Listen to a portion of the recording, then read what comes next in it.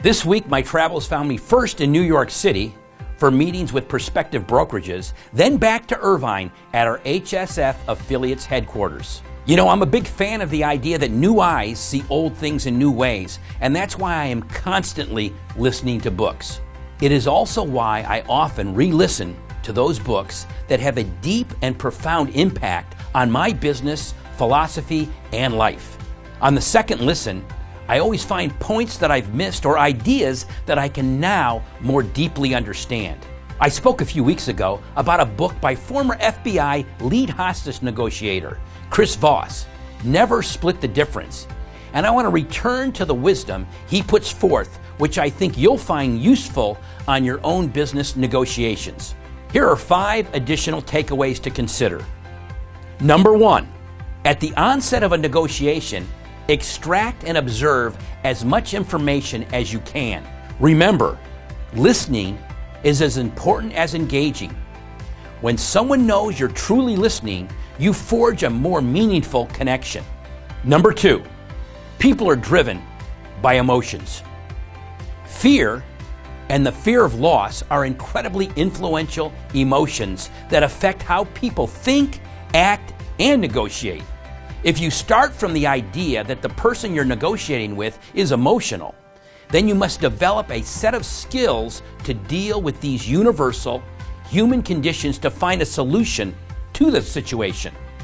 The best way to do that is not with an aggressive or adversarial method of communicating, but instead with a strategically empathetic way of talking to the person so he or she understands you truly want to collaborate and resolve the issue.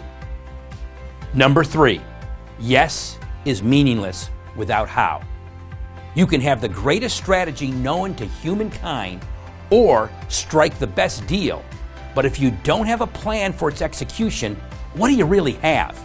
Asking how a solution will be reached is also empowering to the other person in the negotiation. We're putting the burden back on him or her. Be sure that when you do come to an agreement, both parties understand exactly how that agreement will be executed to completion. On a related note, follow the 4DX system. You should hold each other accountable for this execution. Number 4, the best negotiators use the pronoun we instead of I. By using the pronoun we, you're giving the distinct sense that you're open to collaboration and that you're not focused on your own authority or influence. We denotes flexibility and confidence. The more people use I, the more it may seem they are just trying to prove themselves, but have no power beyond their words. Number 5, get comfortable with conflict. Just the fact that you're in a room or on a phone negotiating with another person means that you're actively collaborating on a problem you're more likely to solve. This is obvious, but if there's no communication, there's no resolution. So what's the message? Humans are so different. We are each unique in our own way, but we are also very much alike. We are driven by emotions, we react to fear and loss, and in a situation of conflict, we want to know that the person on the other end is as invested in finding a workable solution to the problem as we are.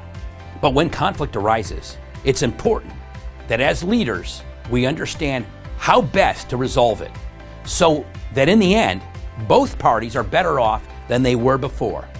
Negotiation, in this sense, brings us to a better state of being.